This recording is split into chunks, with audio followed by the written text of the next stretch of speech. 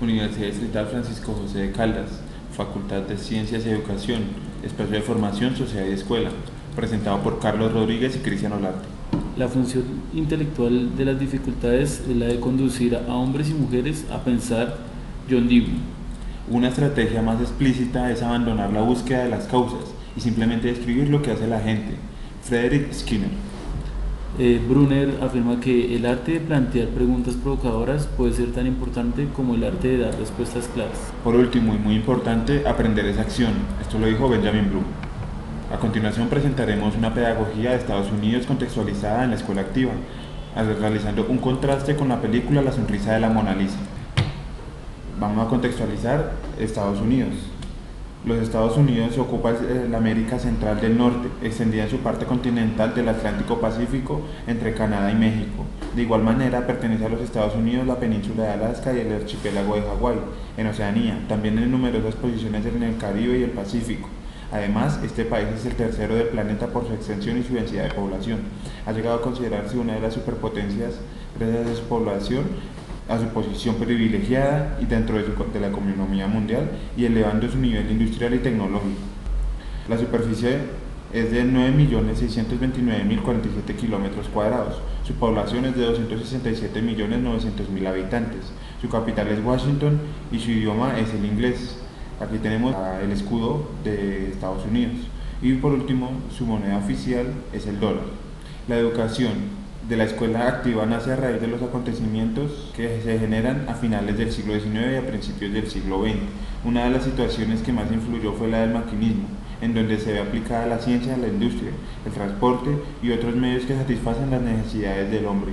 En esta época la máquina multiplica la producción, ahorra esfuerzo físico, abrevia la duración de los viajes, facilita las comunicaciones, pero también perfecciona los medios de destrucción y acuerda a quienes lo poseen en mejores condiciones privilegios económicos susceptibles a romper el equilibrio político y social del mundo.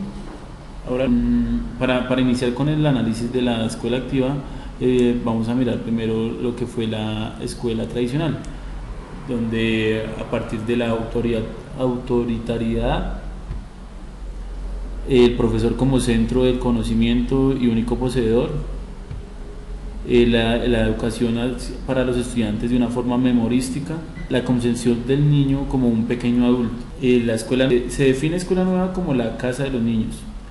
Todos los materiales son motivos de actividad, desarrollo de la personalidad según sus propias capacidades respecto a la libertad, formación de alumnos y como consecuencia hombres con pensamientos críticos.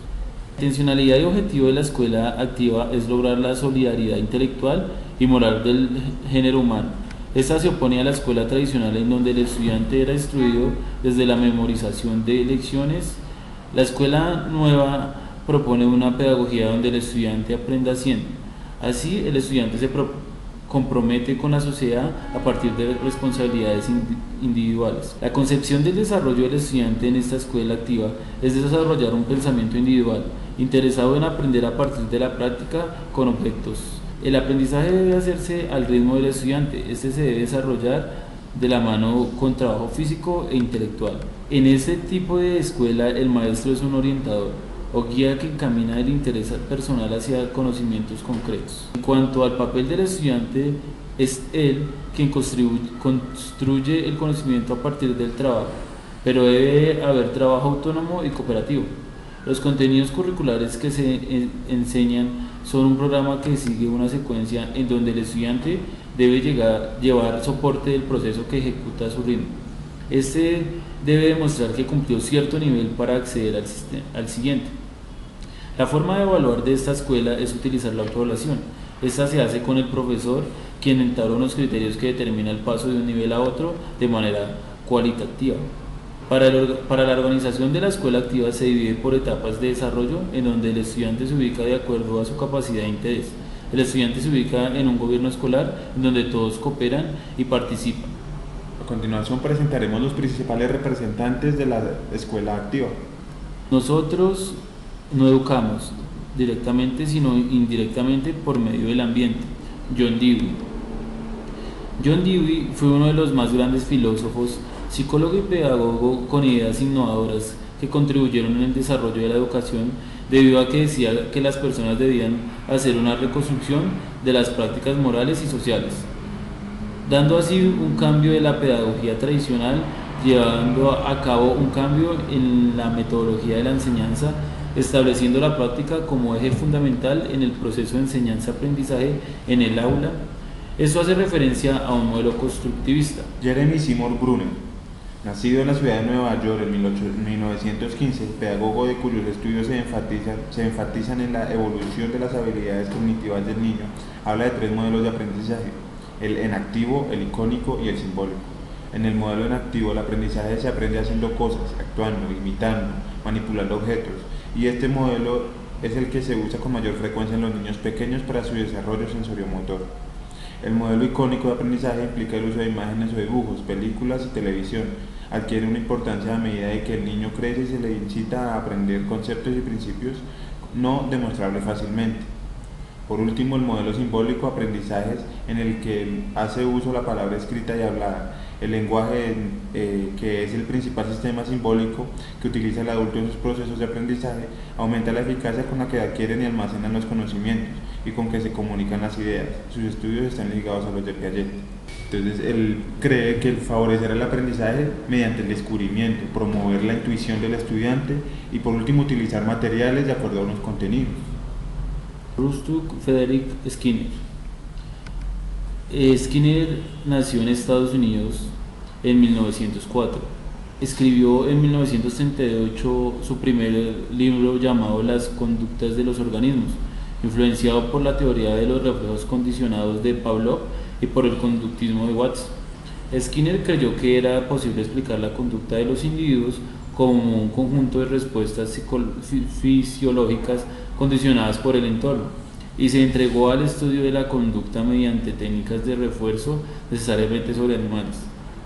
Una manifestación del condicionamiento operante que Skinner usó fue el experimento llamado la caja de Skinner, la cual consistía en introducir un animal el cual se condicionaba a realizar algunas acciones. A partir de esto se le premiaba con un estímulo reforzador dependiendo de qué también realizaba esa acción. Un ejemplo del condicionamiento operante de Skinner se ve reflejado en la película La Naranja Mecánica, en donde al protagonista de la película se le condiciona de tal manera que al escuchar la música de la Quinta Sinfonía de Beethoven y ver imágenes de violencia, de guerras, actos de los cuales el protagonista era de su preferencia, se condicionará a que le fueran repulsivas estas imágenes. Benjamin Bloom y la taxonomía de los objetos de la educación. Benjamin Bloom nació el 21 de febrero de 1913 y murió el 13 de septiembre de 1999. Desarrolló su teoría de manera que se establecían ciertos niveles objetivos de la educación, donde cada persona iba accediendo a cada nivel inicialmente cognitivo. Habla en su teoría de los dominios pedagógicos, que son tres: cognitivo, afectivo y psicomotor, y se indica que el último fue el que menos trabajó.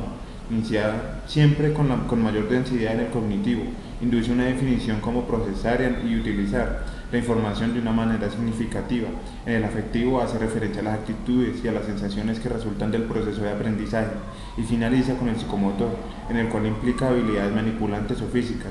La taxonomía de Bloom es útil para la redacción de actividades escolares, el desarrollo de objetivos escolares y con eso se define más precisamente la actividad del estudiante a nivel conceptual, procedimental y actitudinal. Aprender la realidad a través de fotografías y proyecciones. Con eso realizaremos una introducción al análisis de la película La sonrisa de la Mona Lisa. La película de La sonrisa de la Mona Lisa nos deja ver cómo es la educación en los Estados Unidos para la mujer. Aquí se muestra cómo ella es adecuada para ser ama de casa y no pensar en cuestiones académicas, alejándolas del mundo científico, político y social. Esta película se desarrolla en un ambiente de los años 50. La película gira en torno a una maestra de arte que desea cambiar el sistema educativo de una escuela tradicional memorística. Ella, a partir del recurso de las imágenes, permite que las estudiantes se cuestionen acerca de cómo están siendo educadas y si es preciso educarse sin el derecho a opinar. Se relacionan los siguientes aspectos con respecto a los diferentes pedagogos estadounidenses. Primero, el contexto de las estudiantes de arte se enmarca en un momento histórico donde la mujer ocupa un lugar secundario y no poseía autonomía. Ese contexto es lo que tiene en cuenta la docente al modificar la metodología usada en la institución, ya que inicialmente su papel era de la instrucción a los estudiantes, proponiendo una metodología en la que el conocimiento sea un proceso de construcción a partir del análisis y fomentando la reflexión en el aula de clases. Segundo, la docente, alterando el entorno de aprendizaje, introdujo en el aula una interacción entre ellas y las estudiantes, haciendo uso de material pictográfico y haciendo uso del lenguaje, pasando por las 3 etapas propuestas por Brunner, consiguiendo de esta manera estudiantes más autónomas y críticas de la construcción de su propio conocimiento. Como tercero, las estudiantes estaban condicionadas a la memorización de textos, teniendo como estímulo positivo las notas asignadas por los docentes y como estímulo negativo la no aprobación del espacio académico. Como respuesta a la metodología utilizada por la docente, las estudiantes desarrollaron una actitud crítica e investigativa frente al conocimiento que se les presentaba, aceptando la idea que la educación como proceso es un intento por desarrollar el potencial humano. Se presenta en las estudiantes un cambio de actitud frente al conocimiento, un cambio en el tratamiento del conocimiento y cómo se interactúa con este, y un cambio en esquemas cognitivos relacionados con las acciones anteriores. Educación matemática. A continuación veremos la relación de estas teorías y de la película con la educación matemática actualmente vista. En estas teorías han influenciado la educación matemática de gran manera, ya que actualmente se ven reflejadas en los siguientes aspectos. Primero, se ve como los inicios de la resolución de problemas como la conocemos hoy en día. Segundo, los indicadores de logro a nivel procedimental, actitudinal y conceptual fueron establecidos a partir de esta teoría, en donde pues el estudiante tiene los 3 componentes para ser evaluado tanto a nivel cualitativo como cuantitativo. Tercero, el entorno de aprendizaje entendido como el contexto para plantear situaciones significativas para el estudiante. Y cuarto, el aprendizaje en un cambio relativamente permanente del comportamiento que ocurre como resultado de la práctica, ya que a partir de generar espacios de aprendizaje, el estudiante se convierte en un personaje activo en su propio proceso de aprendizaje, teniendo la práctica como eje fundamental del proceso, adquiriendo de esta manera la posibilidad de realizar seguimiento del proceso a partir de aspectos como conceptual, actitudinal y procedimental. A continuación presentamos 2 enlaces en los cuales podemos visualizar las 2 clases realizadas por la docente, en las cuales se ven reflejadas los planteamientos propuestos por cada uno de los autores de la escuela activa.